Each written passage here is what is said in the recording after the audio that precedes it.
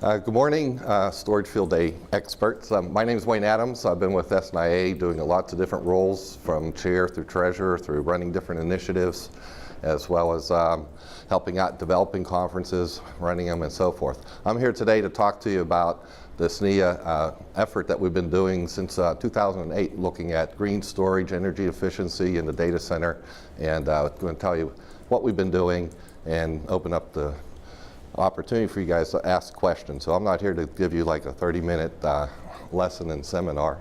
I expect you to ask questions as you see fit. So first of all, we put all the material, reference material for today on a website, and if you went there, if you see my picture, you're at the right place. So we're going to cover like 2 or 3 diagrams that help explain some relationships, so as you hear the different acronyms or names, you understand who's doing what and why it relates in a different way. So, eventually you're going to start hearing about the US EPA Energy Star program, and how does that relate to SNIA? How does SNIA help enable it? How do we help other national bodies? So we'll start with the Green Storage Initiative. Look at it as the business development and alliances group and the funding group that makes the technical machinery inside of SNIA work, and that's the Green Storage Initiative. The SNIA Emerald program is geared around a whole set of activities around the technical specification to satisfy the needs for regulatory bodies and testers of how do I use test methodology to measure the energy efficiency of a system, as well as how to set measurement criteria that may lead to thresholds of how do you assess the different measurements that you get. And then our technical work group works on the technical specifications, a lot of very detailed engineering work, testing, analysis, and review, and then making a lot of critical decisions that we make for the entire industry to affect the global industry. Again, if there's questions, just tee them up.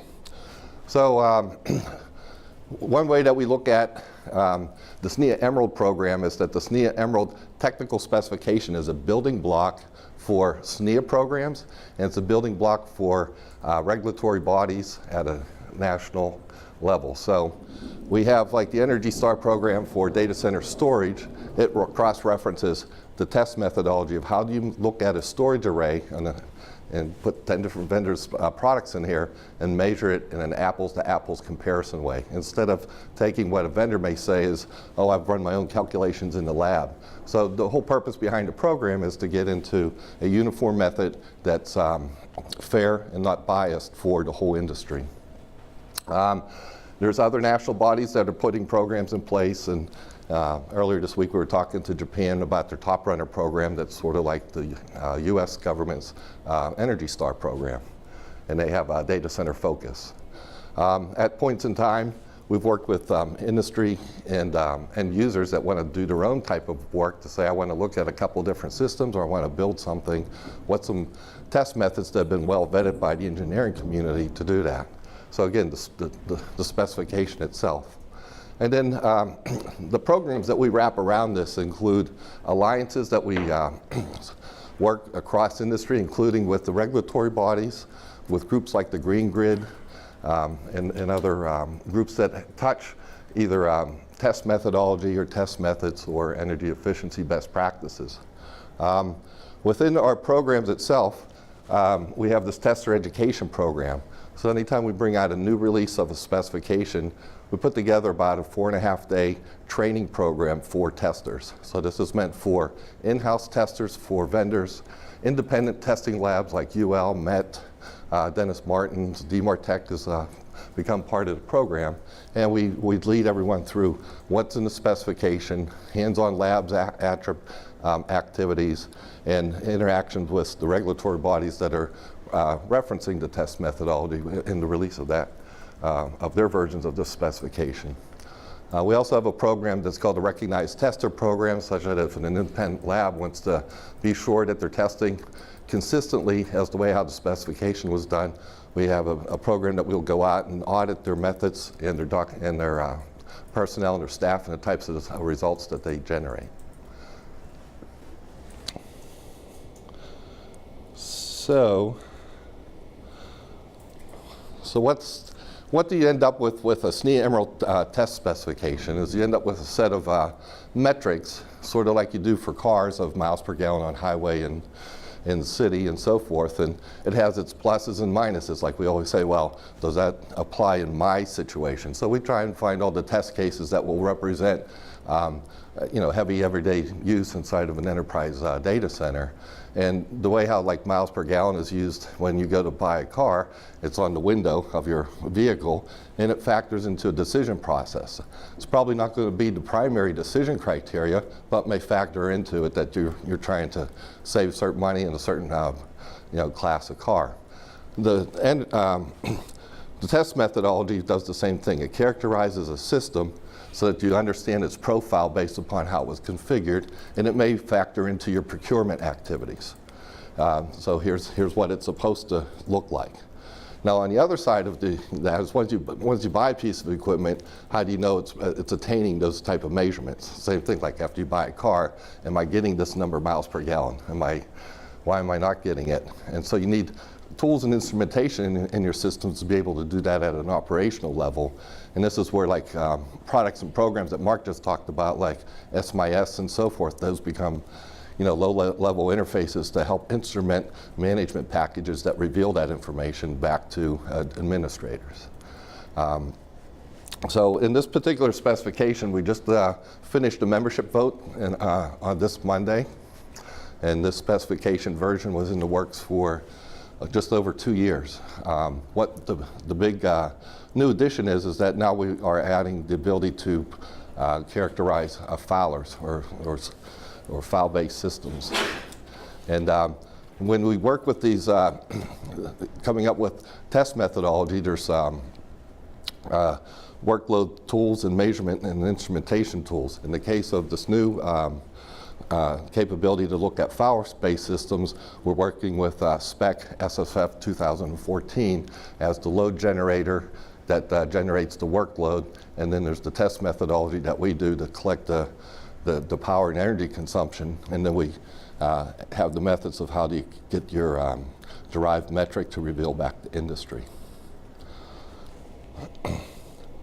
And since 2011, when we brought out our first version of the specification, we've been focused on block I/O. So some of the guidance we got from industry of where do you start where the largest number of systems are, doing what type of workloads are to have the greatest impact in the industry. One of the aspects of when you get into starting to test, just like cars, you got small, medium, large cars and trucks and that. You have the same thing with storage. You have different classes of systems and different sizes of systems. And we base all our criteria based on first time to the first data in terms of the criteria, so that we don't have to get wrapped up in every new drive that comes out and have to retest everything. There's the aspects of how do you configure a system under test and how do you instrument it to collect your data. So the end result of that, all that work effort in the current activity level with working with the EPA is they have a whole website, and they have a very focused program around data center. They have a server program, network program, and a storage program. So when you go out to the EPA website, you'll see vendors that have done tests, and there's a complete test report that's out there. There's over 100 some systems that are been put out there that if and when the day comes that we get into thresholds of what system gets an ENERGY STAR rating, this will affect procurement activities in the government level as well as other private companies that are looking for an ENERGY STAR label. At this point in time, there's no thresholds that are in place, so we've been working at more as a data collection program across industry so that we generate data so we can analyze it further to say the test methods are fair across architectures, and it's giving us the information so that we can get to a point of establishing thresholds. But you can see it's number of companies, anyone that's more or less shipping product into the data center is there. There are some other parts of the world that come and look at the EPA and they have check boxes that say, are you involved in doing anything with that? So being a member of SNIA, being visible on the SNIA website, and having at least one or more systems tested even though it might not be the system that's in the procurement, is important for that to be listed out on their site. As other national bodies roll out their programs, they'll have their own list of manufacturers that have tested for their for sales and activities in their geography. So how do you see a correlative effort for these different systems? Because the good thing about standards is there's so many to choose from. Do you see SNIA having a role in mapping the standards to each other? So for example, let's say a company gets certified in Japan, they can tell how much of that Japanese certification also applies, say, to Energy Star or to what's left of the EU or whatever may be the case there. Yeah, so this comes back to a building block. From a vendor community standpoint, there's a preference to just work with one test methodology. And then as any national body wants to choose that, it's that way. So we've been working real hard over the years educating everybody about what can you do with this specification work. And we've been working with the Green Grid that has some more policy lobbying activities on. And so we partner together to get the message out, one test around the world, and then build off of it to say, what do you need to do in your country that might be a little bit more in terms of requirements for testing or revelation of certain feature sets that are in the product. And so the mantra is, one test methodology around the world, but as many policies as there are countries that need to be defined about that. Companies have a standardized API for the testing that can be queried or accessed to determine whether a certification is qualified. Yep. So this is more or less providing that. Okay. Sometime next year, our plan is to take this to become an ISO standard. So most ISO standards in the high-tech space tend to be interoperability interfaces, but there's a growing number of organizations that are also taking test and measurement specifications through ISO as well. So when we were working with Japan in the Top Runner program, they're saying, we'd like to reference your methodology. It's the only thing that's good and has high integrity. However, it's de facto at this point in time. And by national policy, they want to reference international standards so that they have that sense of security and stability of the specification, rather than us as an organization maybe revving it. So they want to be able to lock down more their policy and regimen. And so we'll do that. We'll bring it through the ISO process and that way. So that previous slide where you had a bunch of that one. Yep. There's one company that's all over that, right? Especially one company after they acquired another company. And then there's everybody else. It's what's up with that? Why aren't the other? Oh, you're looking for the dirt in under cardboard. No, it's not about dirt. It's just it does surprise me that just one company is way heavily weighted in that list. Okay, so one of the things that we've been working with is, how do you test one model and have it represent a family? And so we've been back and forth with the EPA about what is those boundaries in that. And so some companies, when they first did their first round of testing, they said, well, here's all the different configurations, and if it turns out to be a different SKU, they measured it. So even though it may look like they did 41 unique systems in their product catalog, when you look at it very closely, it's more closer to say 5 models with a lot of different configurations. Hitachi only has 2 products, right? Or NEC only has 1 product. Right. It just seems like there should be. Yeah. So what's the market driver at this point? There isn't one, other than if you are being asked to say, are you doing something green? But because there's a lack of a threshold, we didn't have enough statistical data to help set a threshold to say your system needs to be at this metric or better to get to be it.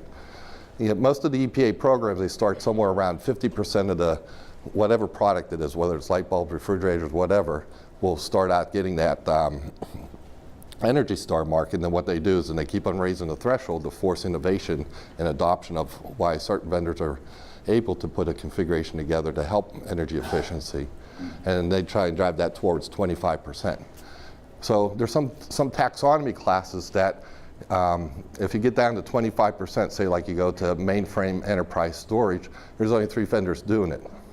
So these programs aren't meant to change the landscape where only one vendor could, like, say, get a mark in a program like that, because 25% of the submissions would get that. So it's like, which vendor gets that mark? So there's some market dynamics that the U.S. government's being careful about, and it's an opt-in program. It's not a mandatory regulatory program that says you got to sell. I think, to go back to your original, I think, like, there's not enough people who are saying, well, I'm only going to buy a product that has an Energy Star rating.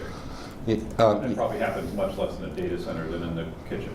Yeah, so one of the challenges was I started to open up a topic about family, is that it almost seems like no two storage systems under the same model are going out configured the same way to a customer base. But based on your configuration, you can get a different energy profile. Like if you put it all in to be like transaction-based versus capacity-based, you'll get a different energy profile. But that's that same model, and all you did was just choose a different set of controllers, maybe a different RAID configuration, and so on.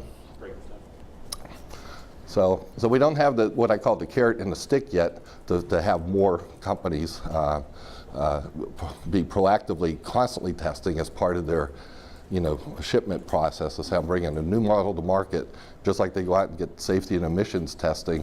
This type of testing would be part of that regimen as they bring a product to market. How many regulatory bodies do you work with today, and how many do you want to work with in the future? It'd be nice to only work with one, and the reason being it's intense. And so this is where, if you look real deep into like what the Energy Star program is, the U.S. government has about 25 bilateral arrangements around the world with other countries that if they have a program, it just gets cross-referenced, and then it's run in that program, in that country. And why I'm saying like the number to be very small is because the government agencies don't have subject matter experts to go toe-to-toe with us as a group of vendors that know the product and the test tools and the pros and cons of different things. And so then you go through a lot of best intentions that go sideways because of lack of knowledge of how a system works. And they'll say, like, why can't you just do this? And if we write it on paper, then it becomes regulation. And we're like, no, because you'll get the wrong kind of information based on that. So today we're working with the European Union through Lot 9, and they also have a bilateral program on Energy Star. And we were trying to figure out which one's going to define everything for the European Union. So that's nice that you get a large geographic group through one agency that way. For example, if there was a common testing tool that companies could use for a specific purpose, right? Mm-hmm. Where would be the appropriate place to push that, right? Not with the regulators per se, because they're not the experts in using the tool. Right. They could obviously recommend the tool, but where would you place it? Well, this is where coming back to this one diagram. Yep. Is understand that we're not trying to compete with the regulatory bodies with a test policy, and we're just saying use any or all of this specification, and all the engineers are here in SNIA working on this, and that is what it is. And so it comes down to, you're using, for a block I/O, we're using a VD bench. Oh no, you should be using iometer. Or some vendor says, well, I don't want to get, so deep in VD bench, use iometer. So then you can have a regulatory body start to put in things, and we've already vetted through, like, iometer is going to skew certain results on certain configurations. And it's just the nature of the test tools. So we spent 2 years vetting SFS 2014 as it's fair and it works across several different architectures to do that.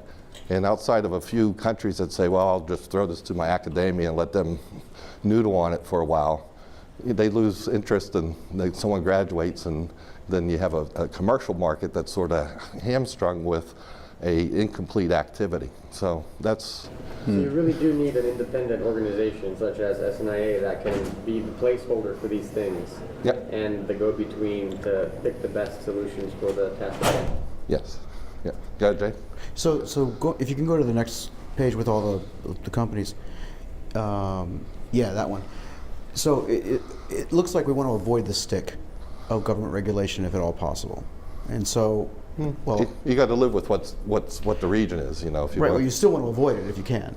But I think that if we can, and you said it's optional to opt in. That's the EPA. That's their method. Now, like you go Okay. to top runner, it's going to be mandated. So the question, So it's national policies on how they want to drive their geography. right, makes sense. Okay. But if we have more people opting in to, more companies opting in to do this, it's going to stave off the stick, right? As long as it's currently, you know, not mandatory, correct? Is there a way that we can? No, I'm just saying some geographies it's mandatory. Like Yeah. I think what you're saying is self-regulate as much as you can Yeah.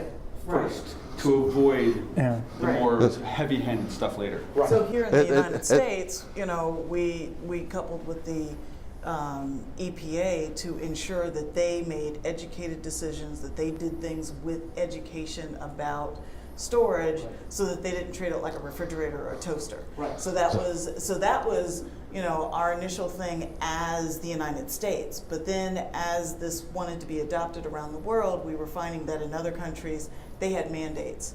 And so now we had to look at that as well. so we won't be able to self-regulate anywhere. And so like the EPA does not take everything that we do and saying that is what's going on. They have additional testing and reporting requirements that are above and beyond what is in the SNIA Emerald Specification. Some of it all makes sense, and we've worked with that.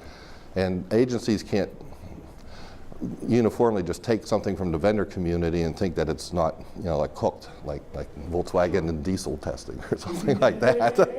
As today's latest example, but EPA got burned in the refrigerator market where people were turning off their ice makers, doing the test, and then selling their product with the ice makers with an Energy Star. And then people said, well, why am I not seeing this energy profile and I'm using this? And so they trusted that sector of the marketplace too much. And so after that, then they ratcheted up more policies of how they set up these programs and what they have to do as employees on their side of it. Okay, so I'll get to the question now. Okay.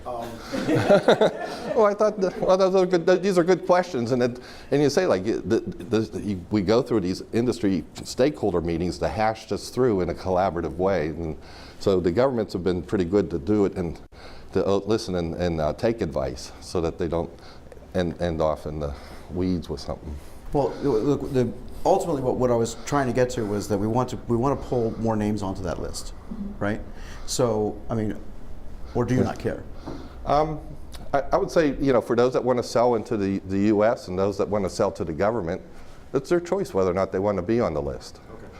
So even when like say like one of the bilateral countries runs their own program, they have a separate repository that you would have to run whatever they want you to do, and they have a separate list. So if you've done the test once with like then you can then submit to multiple countries.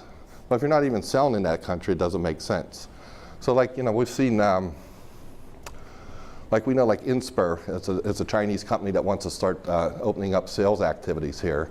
And if they want to be even on the consideration in the future to say, would a government agency that's not even like non-critical around defense or national security, if they're not on the list, then they wouldn't even be recognized in the country. So this also becomes a vetting thing and say, are you real for the enterprise data center? So it has sort of there's a little bit of a marketing activity of that.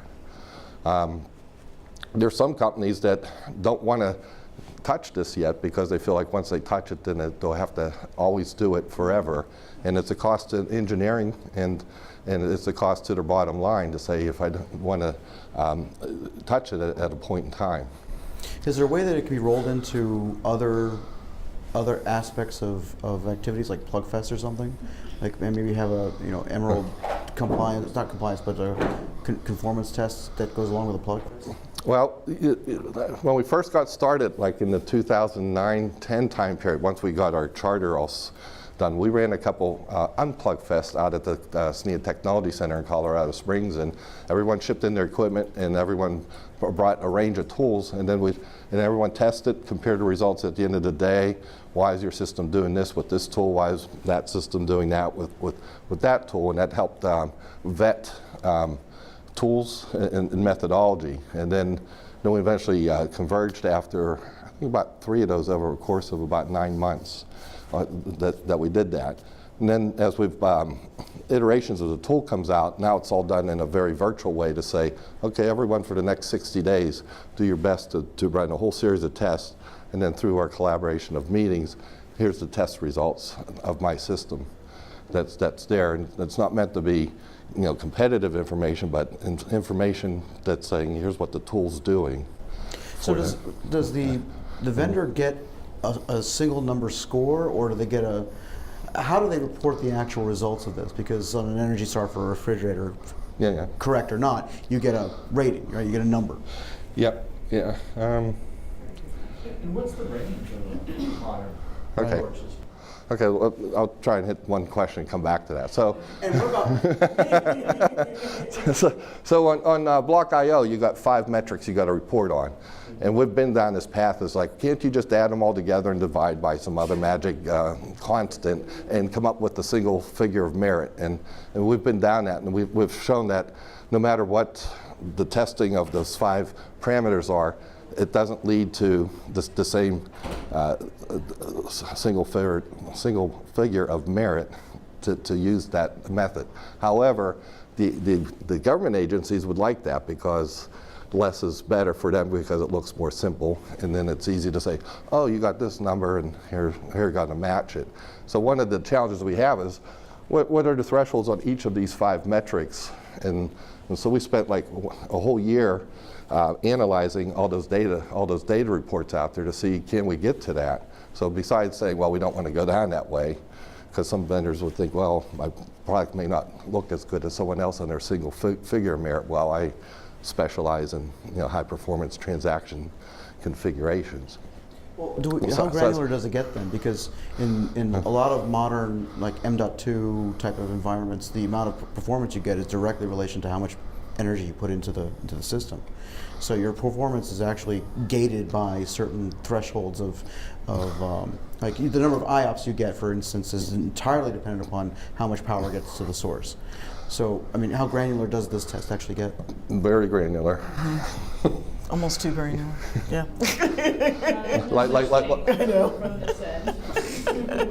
I mean, like just That's why I said almost. like if you look at the elapsed times in between the tests, you got a system that's running. Forget about getting what I call the pre-fill. So depending on the size of your system, that can take days or a week to fill up a system just to make sure that every drive has active data on it. So you want to make sure it's all starting out at the same level. So there's all these methods to make sure every system is stimulated before you then put it through its paces to do its measurement. This is about, I don't know, about 2.5 days of exercising of once the system is then set up, and then you run your test. But I think each one's about 30 to 40 minutes of I/O that's being put through there. And this prevents, cheating from, just fill your cache and don't touch a disk. Yeah. Okay, so how do you? Well, So you know to that those end, because marketing different folks. architectures obviously have different approaches. So how do you identify what's considered good?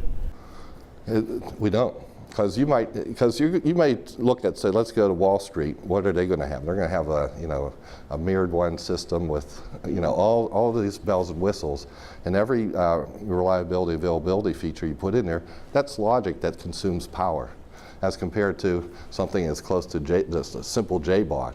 A bank wouldn't buy something that's going to lose the data. So the whole thing is still about storage. It's protect the data and manage the data and having low latency. So pick your architecture first for your application. Then once you're into that space, look at the platforms that can be configured for that, and then make that. So you just don't, just like a car. I can. Everyone can go out and buy a Prius, hybrid, and you say, okay, I can get 60 miles per hour. Well, I don't want a Prius because I'm hauling lumber every weekend, and that's not going to do that job. So I got to get, I need a pickup trucks, and then you start looking in that class. And so that's where we have these taxonomy classes for the systems, and then we break these down into 6 different classes, and we also include the consumer market just so that even though we're not addressing the consumer market, there's a whole taxonomy for the whole industry that if you make something for home all the way up through the most demanding aspect of the enterprise with certain feature sets, you get into the class that you can then know what you're getting. But you still need to look at it from your company's viewpoint first. And so there's, and unfortunately, the government programs aren't getting to that level of granularity to say, well, I'd say a vertical industry application space, that's how you should be looking at what you buy. In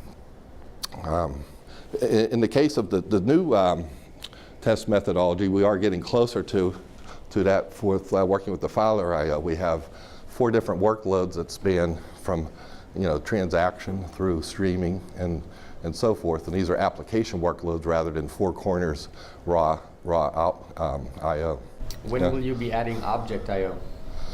When probably like on version 4. So we are working with the EPA version 4 of the SNIA Emerald Specification. This is version 3, and so this is like about 2 years out from now. So it's like what is the typical workload of an object store, and then what's the tool that's going to fairly measure that, and then what's the metric that we report on that. And so we look, what the agencies want is where we're at today is where can I have the biggest impact today, so we get out at the IDC numbers to say, well, if Object Store was the biggest shipping platform by units and capacity, then that would change what we would be working on next. Can you extrapolate numbers from what's there now? Is it close enough to block?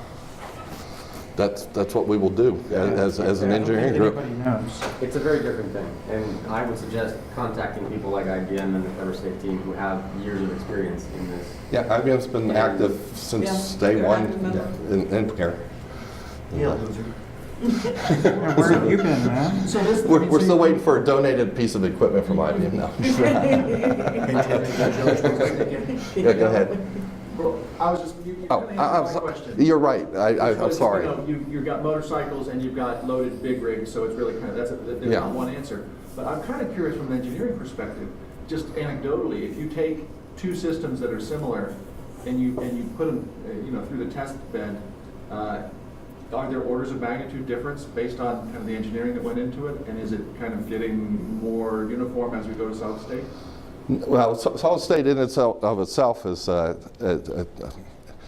you want to be comparing solid state to solid state. In terms of variance. Yeah. If an all solid state array versus, and if you wanted to say I'm configuring it for capacity, poor use of money. You use it how you like, and you want to go against like slow and large drives. You're going to see still this order of magnitude of saying, wow, look how well this flash array did. But we don't get into the dollar per cost of the power or of the configuration. Yeah, and that's something that you'd have to do your own financial analysis. Well, I'm around. still curious in terms of engineering variance. Oh, okay. If So- you had 2 so similar like- systems and one vendor was sloppy and one vendor wasn't, is it like a little difference or is it a huge difference? Sometimes you can see it in the firmware and the software. So how it does housekeeping, how it handles data services, can make a difference in the activity of the drives during the test.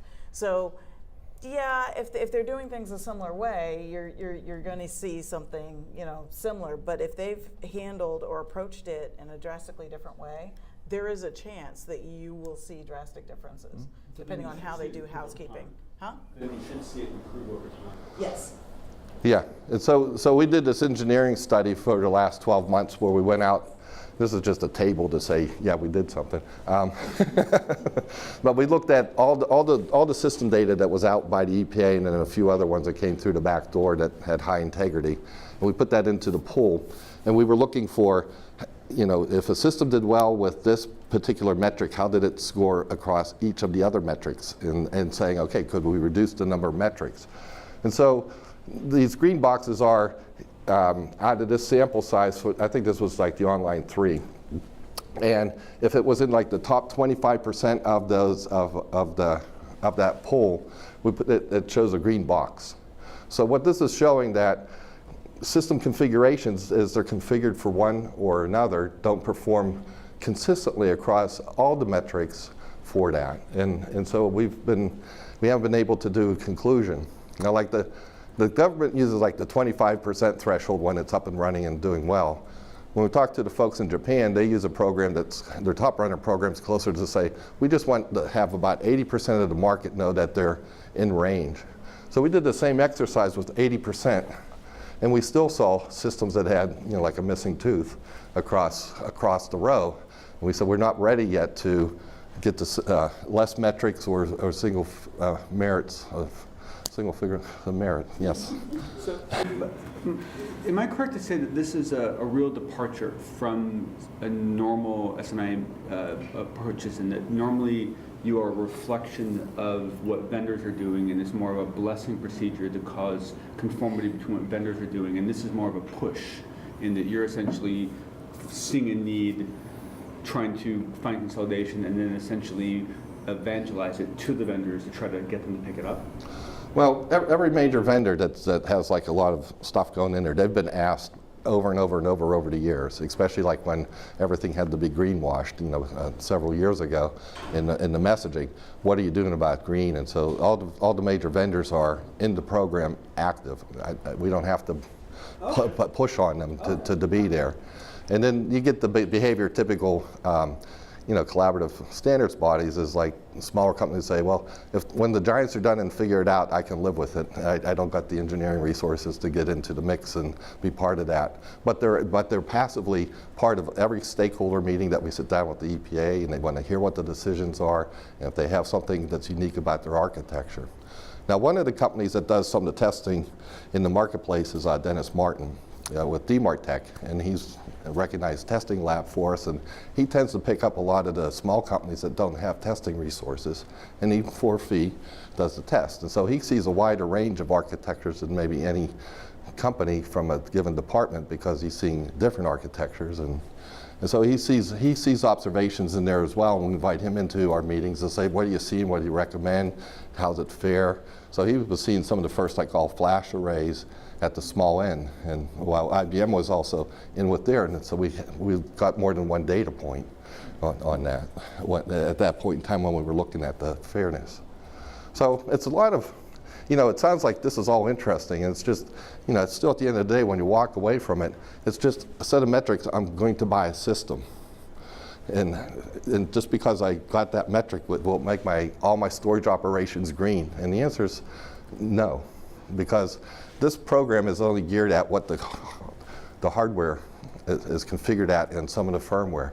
So when you start getting into capacity optimization techniques or some of the new media, then you get into things that are outside of what this would measure. And like if you go do dedupe, for example, on a system that has a high profile to be able to do that, you can get the 40% efficiency out of your system, and so you may not need to have a 4 petabyte configuration. You may need to have a 2 petabyte configuration, and that's where the big savings are happening versus grinding away of, he's like two more watts better than he was. And then do you guys also look at systems over time?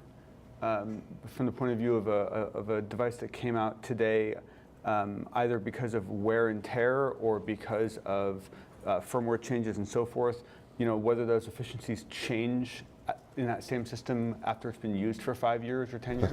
I would say it would be based upon a company that's in our twig to say this is the same platform I have for 2 years, and my management won't buy me a new one. So they start to see some trending on a similar configuration, but we don't have anything what I call systematic to look at. As a system ages, what happens in operation. Most of these by design have to be a point in time, because nobody's going to use the system the same way, or probably even anywhere close to the same way for 5 or 10 years.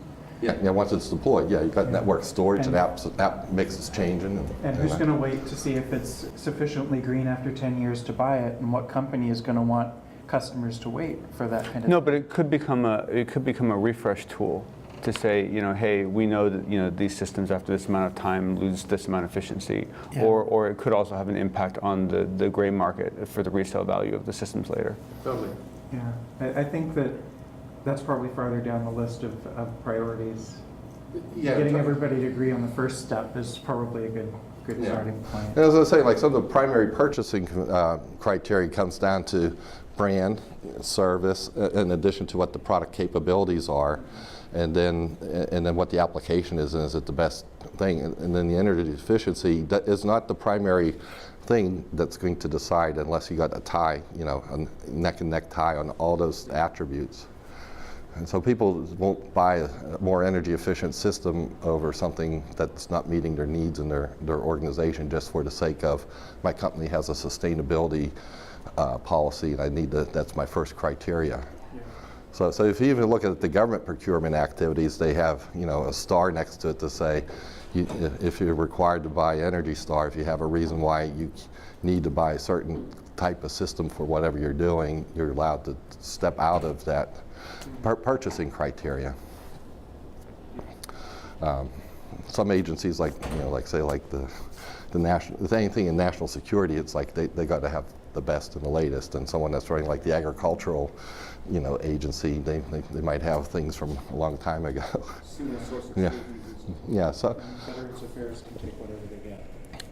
Yes. So some of the other things that we do. So there's this real intense thing of just creating, you know, a good test tool that the vendor community has trust in, and now agencies are having trust in. And so we get into what's the message back to the end user. So there's this one piece of data that's in the procurement phase, and then there's what do you do for configurations of that. So we've written papers and best practices of what you should be buying, what are some of the tools that and techniques you should be having in your products, from what levels of RAID based upon the level of protections that you need, where to use dedupe, when to use compression, and so forth. And we found that, you know, the more spindles or amount of storage that you can reduce because you're using space-saving techniques, that has a large impact on that. So we've done papers and studies on that. And this one came out in late 2016. This was done by HP, where they've done active studies in their own data centers showing, you know, the effectiveness of the comms type of technology. So we do bring best practices out, and we work with the green grid. So things are in the data center maturity model for the storage component. There was the Data Center Code of Conduct the European Union did. We worked to make sure that there was all these check boxes in there that reflected best practices. And so we've done presentations, white papers on these. Some of them look dated by the year that they were created, but they're still as relevant as they were when they were originally authored. You would still want an organization to be looking at these value-added, space-saving technologies.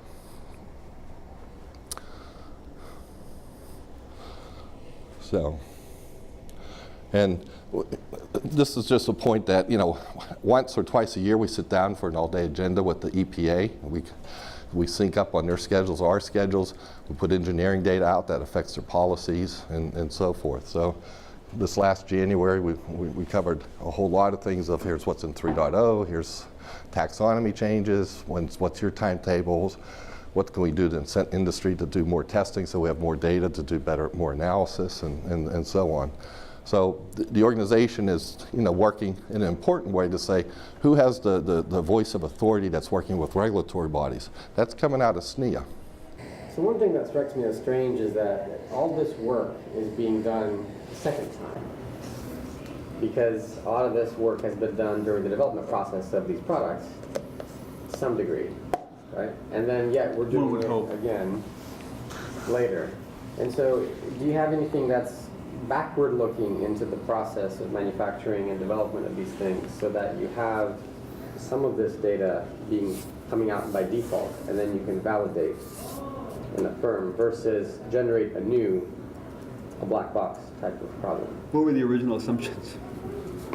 Well, that comes back to, you know, a company's engineering team of what's their design criteria when they're building a new architecture for their product. Are we building practice toward that goal, or are we just saying, give us whatever you got, we'll test it independently? Right? Well, I mean, at a very high level, with you know, like Intel, for example, they came out with a book on how to write energy efficient code for firmware. So you think, okay, you know, all these storage systems have chips. Are you doing things to start to measure what's the time cycle to go through your code, and are you coding efficiently? So you can have great power consumption piece of hardware, and if you've got software that's just sloppy as all heck, and it's just running and chugging at a slow pace. So there's at every decision of what's going to be part of your whole system is there. So we've been working with ECOS in a PRE, which is an industry body for the utility industry, and they had special programs for the power supplies. You may have heard of of that. So we've gone through and we've tested a wide range of storage power supplies. We knew where we were with bronze, silver, and gold, and we have our recommendations for our space that are different than what's going on in the server space. And that's at component selection. You can bring in drives, and we've done enough, let's say, surveys to say, okay, I plugged in this hard drive, here's what the profile looks like, here's how much heat's there. We've looked at what's it take for cooling of a system that temperature's getting, too hot. The problem I have with your answer is that answer from, say, Intel in releasing that information or guidance is serving another purpose. All right. Not for this particular. All right. Well, let me maybe restate it a different way. SNIA's intellectual capabilities is based on anyone that's sitting at this table that's a vendor. And if you don't have engineers sitting in the room opening up your kimono a little bit to say this is what we got to do to take it upstream, that's not there. There's not like a set of subject matter experts that are telling you how to build your product. Interesting initiative to see moving forward. Yeah. Bringing it back to development all the way for the right purpose. Yeah, and I'd say that our technical agenda has been so heavy on this, and there's other factors going on in the industry about the level of participation. We haven't. You cause enough pain and it feeds back. Yeah, that's a good point. There's a lot more we'd like to do just go back out to instrument operations so that we understand what's going on once the system's deployed and get data through you. So, take a lot of the major vendors have, active remote instrumentation. They could be collecting data and providing that back into the company anonymized. Yeah, I dealt with this many years ago where dealing with manufacturers who orphan their products, right, versus having ways of tracking them and having actual data for when they fail and predictive analysis and then proactive replacement. Yeah, I'd say most of the design activities that happen, the people, those engineers have their hands tied and they get into a collaborative environment where what you say can become an intellectual property contribution to the greater good of the industry that's very carefully watched by the vendor companies on bringing some of that type of information forward. We'll do it. We'll do it. We'll take a survey. I'll talk to Michelle and see what she has to say, if you know Michelle. She's your board representative for IBM. Ah. Okay.